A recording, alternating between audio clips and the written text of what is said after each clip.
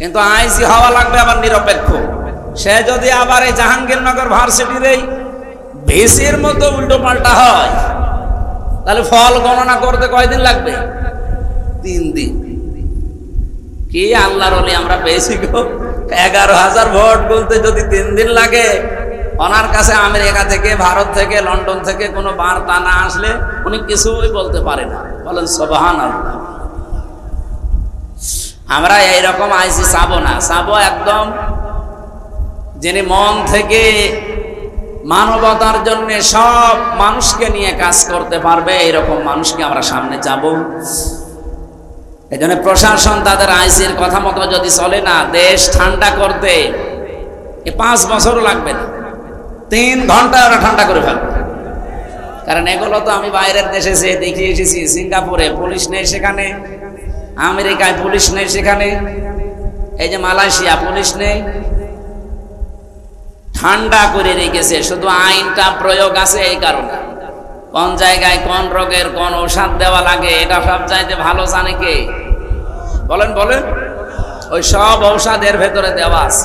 এগুলো শুধু প্রয়োগ করতে পারলে এই বাংলাদেশেও সিঙ্গাপুরের মতো ঠান্ডা হয়ে যাবে। সম্মানিত উপস্থিতি, আমরা প্রশাসনকে এই সুসংবাদ দিয়ে আজকের তাফসীরুল কোরআন মাহফিল লিখেছি। এর আদলে কিছু কথা বলতে চাই।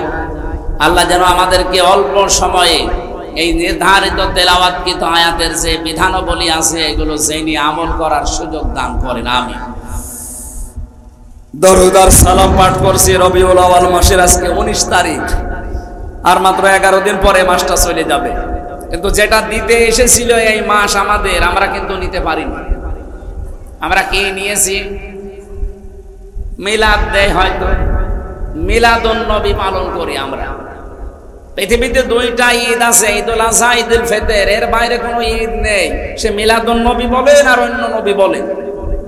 যারা এগুলো বানিয়েছেন তারা বেদাত তৈরি করেছেন। আপনারা স্পষ্ট গোমরাহির ভেতরে আছেন। আশা করছি আপনারা বিবেক যদি থাকে ওটা বাদ দিয়ে দেবেন। মুসলমানদের কোনো ঈদ নেই মিলাদুন নবী নামে। ঈদ আছে ঈদুল আযহা, ঈদুল ফিতর। হ্যাঁ, কথা বোঝেন? তাও তো এই রংপুর বিভাগের মানুষেরা অনেক ভালো।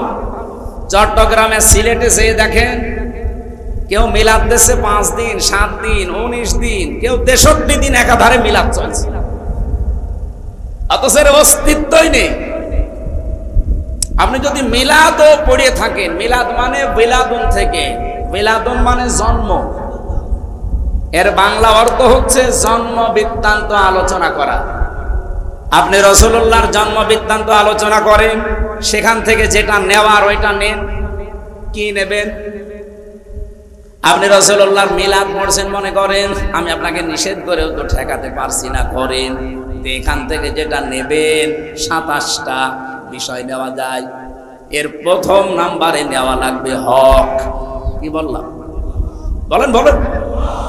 সিরাত ইবনে হিশাম, লেখক যারা ঐতিহাসিক তারা বলেন হযরতে হালিমাতুস সাদিয়া রাদিয়াল্লাহু তাআলা আনহা নবীজিকে এসে তায়েফ থেকে কোলে তুলে নিলেন, ডান স্তন তাকে দিলেন, তিনি পান করলেন, মন ভরে দুধ খেলেন। বাম স্তন যখন দিয়েছেন সঙ্গে সঙ্গে মুখ বের করে নিলেন। হযরতে হালিমা নিজে বলেন, আমি 1 বার 2 বার 3 বার মোহাম্মদকে আমার বাম স্তন মুখে দিয়েছি, 3 বারই মুখ বের করে দিয়েছে। চোখের ইশারা দিয়ে যেন আমাকে জানাতে চায়, মা হালিমা জোর করেন কেন? ডান স্তন এটা আমার অধিকার ছিল, আমি পান করেছি। বাম স্তন এটা আমার দুধ ভাই আব্দুল্লাহর অধিকার। আমি দুনিয়ায় ভাইয়ের হক নষ্ট করার জন্য আসি না, এসেছি ভাইয়ের হক ফিরিয়ে দেওয়ার জন্য। দিনাজপুরবাসী, যেই নবী মায়ের কোলে বসে ভাইয়ের হক নষ্ট করে না, ফিরিয়ে দেয়, সেই নবীর উম্মত আমরা। যত বড় হচ্ছি তত হক মারার জম হচ্ছি। এখানেও কত আল্লাহর ওলি বসে আছে যারা মায়ের হক মেরে খায়। এমনকি অনেকে বোনকে জমি দিতে চায় না, বলে বোনের আবার জমি দেওয়া লাগবে।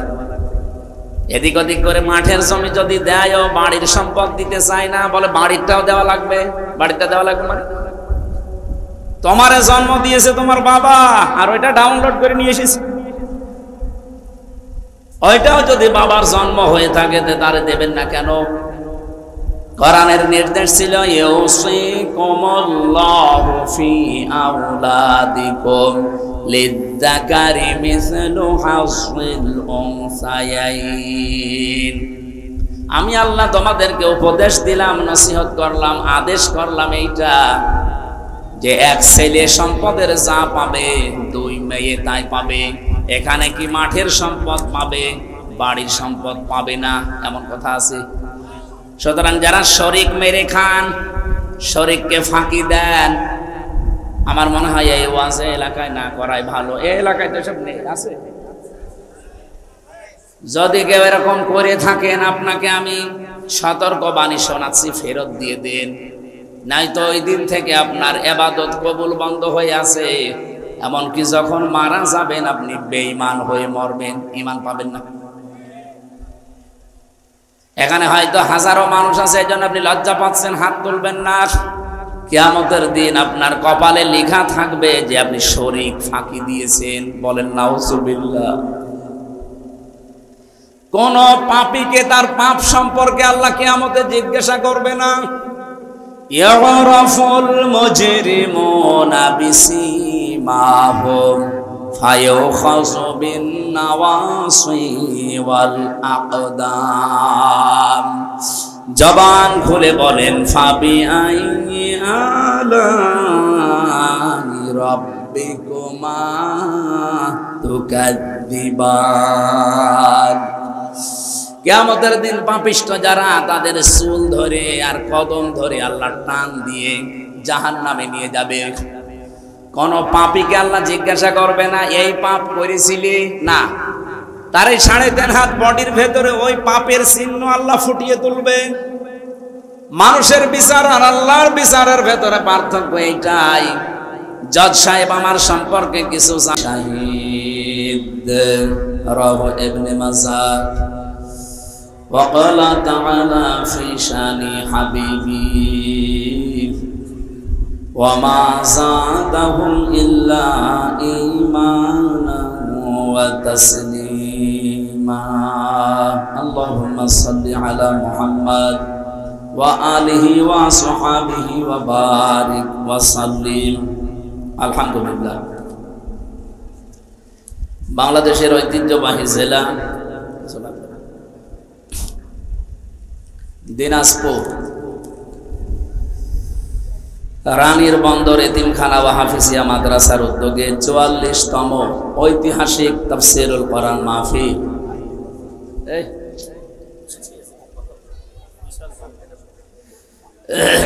শেষ করেন, ওনারটা শেষ করেন। সভাপতিত্ব করছেন ডাক্তার মোহাম্মদ লিয়াকত আলী খন্দকার, সভাপতি অত্র মাদ্রাসা দামাত বারকাতুহুমুল আলিয়া। এ মাহফিলের প্রধান অতিথি বাংলাদেশ জামাত ইসলামী মনোনীত নমিনি, কে যেন বললো এমপি পদপ্রার্থী, না, এই শব্দটা ভুল। বাংলাদেশ জামাত ইসলামী থেকে সারা বাংলাদেশে 300 জনের নাম ঘোষণা দেওয়া হয়েছে। এগুলো একটাও এমপি পদপ্রার্থী না, সব নমিনি। মোল্লা সাহেবকে জিজ্ঞাসা করে দেখেন তো উনি নিজেও জানতেন কিনা ওনার নাম ঘোষণা দেওয়া হবে। আমি আমার নিজেরটাই তো বলছি, কুষ্টিয়া 3 আসনে আমার নাম ঘোষণা দিয়েছে, আমাকে নমিনি বানিয়েছে। অথচ যেদিন ঘোষণা দেয় তার 5 মিনিট আগেও আমি জানি না যে আমার নাম আসবে।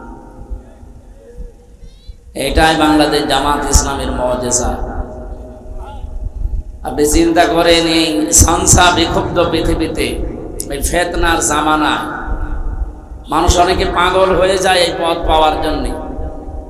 অথচ আমি লক্ষ্য করে দেখেছি এই সারা বাংলাদেশে যাদেরই নাম ঘোষণা হয় সঙ্গে সঙ্গে তারা কান্নায় ভেঙে পড়ে। অথচ 73টা দল আছে এই দেশে। যে কোনো দলে যদি এই পদ পাওয়ার জন্য মারামারি না হয়, আপনি দেখেন অনেকে সামনে মারামারি করে মরে যাবে। আমি কি বেশি বললাম? দেখেন কি শুরু হয়, অথচ 300 জনের নাম ঘোষণা দিয়েছে, একটা মারামারি না, কারো মন খারাপ হয়েছে আপনি শুনেছেন? কেউ কি পথ চেয়ে নিয়েছে শুনেছেন? যদি আপনি শোনেন কোনোদিন যে জামাত ইসলামী থেকে, ইসলামী ছাত্র শিবির থেকে, ইসলামী ছাত্রী সংস্থা থেকে কেউ পথ চেয়ে নিয়েছে, কিয়ামত পর্যন্ত সে পথ পাবে না। এটা একটা স্বতন্ত্র রাজনৈতিক দল। এটা আশ্চর্যরায় বলেন তো, এখানে যাওয়ার জন্যে মানুষ পাগল হয়ে যায় অনেকে। কি বানিয়েছে তারা সাংগঠনিক ভাবে, আল্লাহর রহমতে এ নিতে তো চাই না, জোর করে দিলে আরো কান্নাকাটি করে। আল্লাহ যেন এই ধারা এদেশে অব্যাহত রাখে সব দলের ভেতরে। তাহলে এই যে এক জায়গায় বসতে দেন,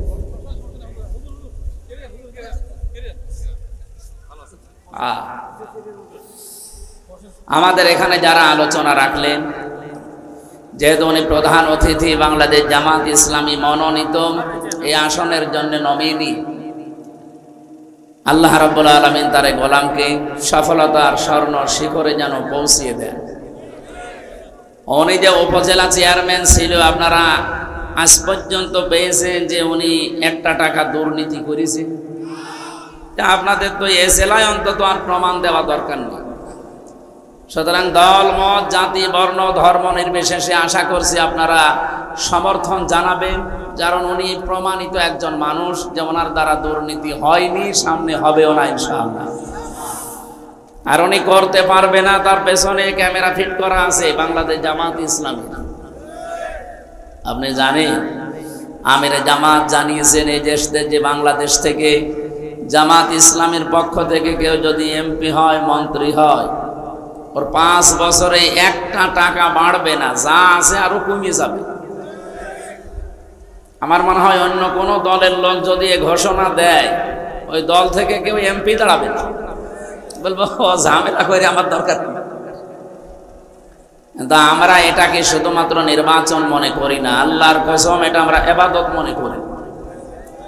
বদরের ময়দান আমরা দেখিনি, বদরের ময়দানে ছেলের বিরুদ্ধে বাবা দাঁড়িয়েছিল, আবু বকরের বিরুদ্ধে তার সন্তান আব্দুর রহমান দাঁড়ায়নি? এক কথা বলেন না কেন? এমনকি স্বামীর বিরুদ্ধে স্ত্রী দাঁড়িয়েছিল। আমার তো মনে হচ্ছে সামনে যে ময়দান আসতেছে এটা একটা বদরের ময়দানের মতো। এই ময়দানেও দেখবেন অনেক ছেলে তার বাবার বিরুদ্ধে দাঁড়িয়ে যাবে, অনেক স্ত্রী তার স্বামীর বিরুদ্ধে চলে যাবে, কারণ